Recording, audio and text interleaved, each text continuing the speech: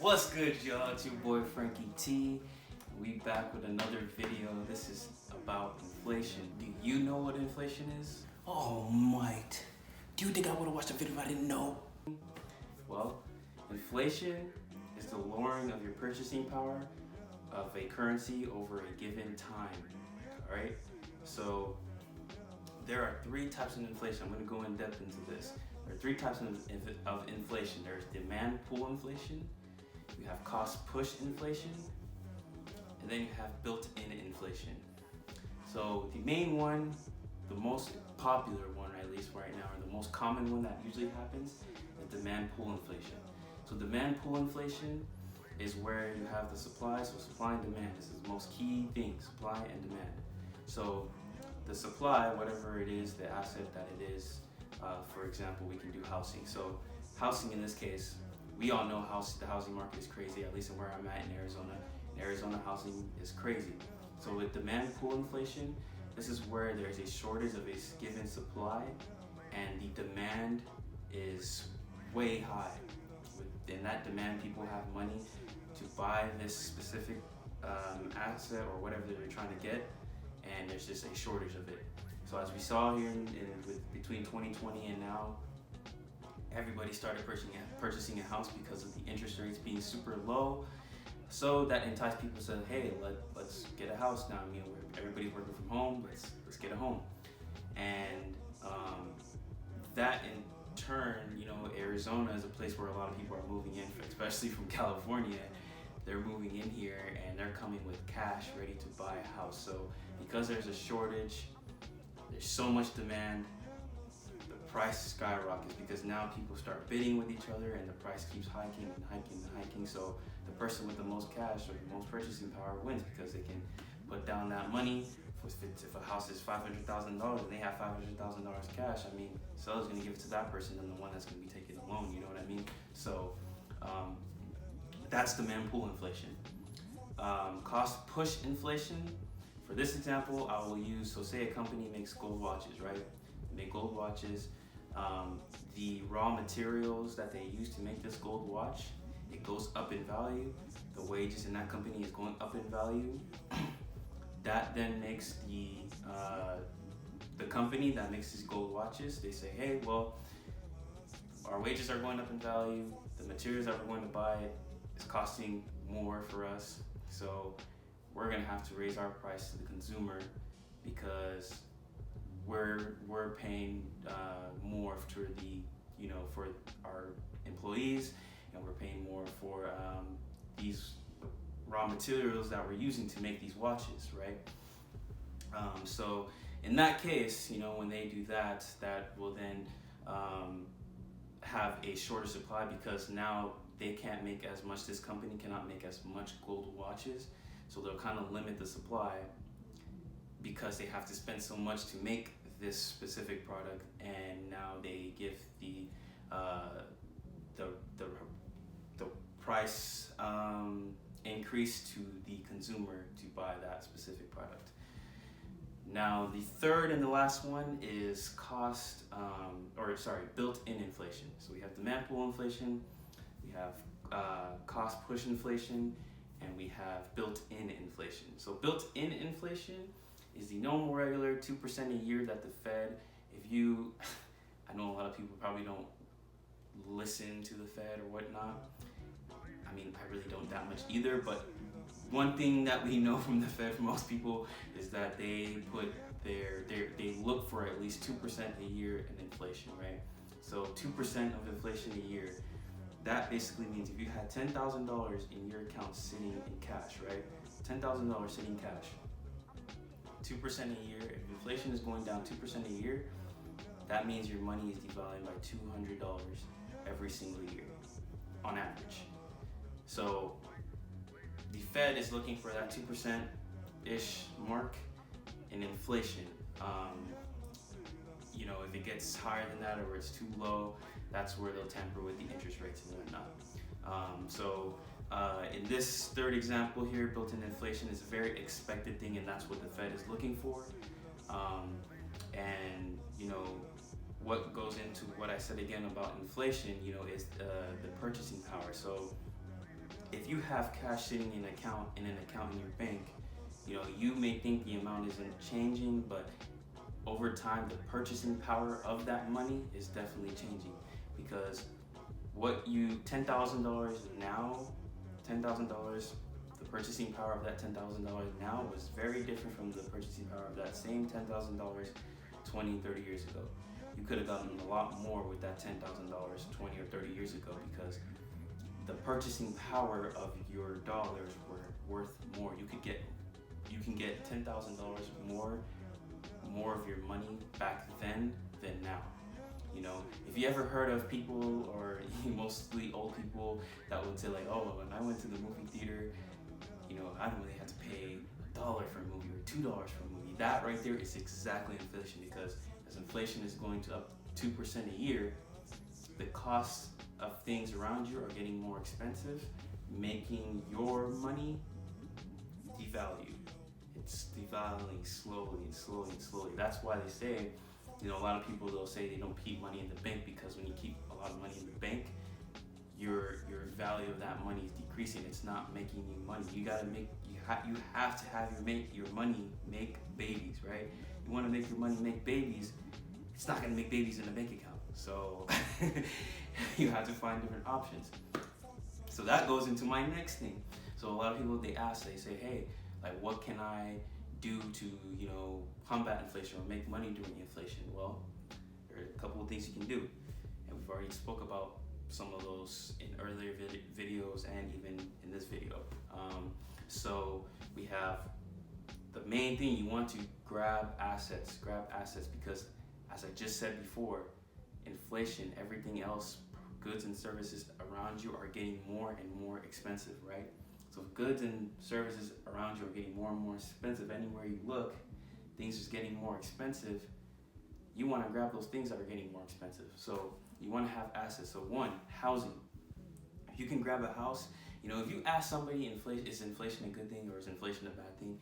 It's going to differentiate from one person to the next, because one person might say, oh, inflation is terrible because, they have a lot of cash on hand and they may not be able to get a home because home values are going up so much. Me. This is me, I'm explaining right now. And so, because I'm trying to get a house, but inflation is making these housing prices just go up and up in value, because there's not enough supply, at least in Arizona, there's not enough supply of homes, and there are people that have cash and are coming to buy a home. It's harder for somebody like me to go and get a home. So, if you ask me, inflation is a bad thing. But if you ask somebody else right now, is inflation a good thing? They're gonna say yes, because they're saying, hey, I have this house, I bought it for $200,000-300,000. If I sell it now, it's gonna be worth $500-600. I doubled my money. They can sell their home right now, and they double their money. They made their profit. So it all differentiates, on what side of that spectrum you are in. You're on the side that you just have cash right now, you're probably not that happy right now, and I feel you. My heart's with you. The next thing is getting into like stocks, getting into equities. Just like I said, I know I'm going to be kind of repeating myself, but it's the same with the whole housing market situation. Stocks are going up. Apple, Amazon, these stocks that that produce these goods and services that people are going to go out and buy and up the value of. You want to be invested in those companies, because inflation will make these asset classes go up in value for the most part. Or gold, silver, copper. I honestly think copper is going to become the new gold, but another topic for another day. But those stocks, EVs, like I've been saying in the past videos, you guys already know I've been talking about a lot of EVs. You want to be into these asset classes that you can buy into that will be paying you dividends, which is the next one. So valued companies, valued assets, like dividend paying companies, REITs. Those are another good things to get into, because REITs, no matter they go up or down in value, they're going to be paying you more. They pay generally very high dividends. I'm myself. And you know, those things they'll pay really well, and a lot of people will put their money towards that in times, of course, of inflation, because housing, it's all housing, real estate investment trust, right? So those are some general things that you can get into. Commodities as well, because like I said, with EVs, you need copper to make a lot of that stuff. Copper is going to be in very high demand because of inflation now, because everything's going to get expensive. Everybody's going to want copper. Copper's going to get more expensive. So there's a lot of options. You just want to take your money out of your bank account, because your bank account is only paying you a very, very, very, even a high interest savings account, you know. I mean, yes, it's always good to have money in your bank account. Of course, I'm not saying you shouldn't. I mean, I know there's some people that keep all their money in like a stock or something, and then they pull out money whenever they need it, but I don't think that's smart, at least to me. You want to always just have some money in savings where you can get it very liquid. Whenever you need it, you can just grab it, and for an emergency or whatever. You know, that's always going to be there, but you always want to have, again, your money making babies. You know, you want to take 10,000 and you want to see that 10,000 go to 15, go to 20, go to 25, because you know, you can only work so much, you know, in a day. There's 24 hours in a day. If you work hourly, there's that cap. If you work salary, doesn't matter what you do, you're probably not going to get paid more money. So you want to you know, let that money, again, make babies for you and continue to go and get more, make more families, so that it can come back to you and you say, hey, let's go buy this asset and let's start another big family. You know what I mean? So aside from that, that's what I, you know, really wanted to talk about today, you know, because inflation is a really talked about thing, and with interest rates being very, very low, spending is going to be it's getting in debt and spending, that's going to be the thing, because that's what the Fed is encouraging everyone to do. But you want to have to do it smart. You know, and these stimulus checks that are coming out, and then this talk of the next stimulus checks, again, more stimulus going out. The stimulus is making you poor. The stimulus is not making you rich. I mean, yes, it will get you more money in the short term, but in the very long term, it's not sustainable, because again, like I said, when you put in, there's a lot of supply, of money, values of things tend to really skyrocket. And then if people, you know, the economy, the way the economy works, there has to be production. If people aren't being productive in an economy, and then they're getting stimulus checks, that means they're gonna have to keep giving stimulus checks. This is why there's keeps coming up with talks of stimulus, because people aren't going to work and they want to get a check, but they're not doing anything for society. You know what I mean? That is why, you know, because of production, we're not all farmers, because we are all doing different things. The farmers have a lot of, produce a lot more than we need, so that allows this person to be a doctor, allows you to be a financial advisor, it allows you to be, you know, a networker, it allows you to be a doctor. Like it allows you to do many different professions and whatnot for people. They can choose, at least in the United States, what they want to do or what path they want to go, because there's production. But as things start to slow down, because people don't want to go to work, people don't want to do this, people don't want to do that, but they want a stimulus check every month, that's where things, you know, they call funny money. Shout out to George Gammon. You know, I'll link his YouTube in the description below, because he definitely inspired this video. But aside from that, I mean, what do you guys think? Do you guys feel like, you know, things will get worse as far as maybe hyperinflation, where things just really skyrocket? Do you guys think, you know, I mean, I've been hearing America may be headed into socialism because of all this stimulus? I mean, what do you guys think? Do you guys think that may be a possibility? Let me know. You know, you can talk to me down in the comments. You know, I'll answer as much comments as I can. But if you learned something from this, like, comment, share, subscribe, do all that if you got some value. And I hope you guys have a good one. Peace.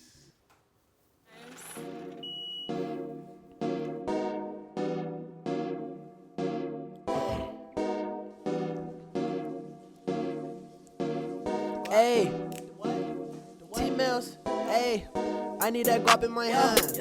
I need that guap in my hand. I need that guap in my hand. I need that guap in my hand. I need that guap in my hand. I need that guap in my hand. I need that guap in my hand. I need that guap in my hand. I need that guap in my hand.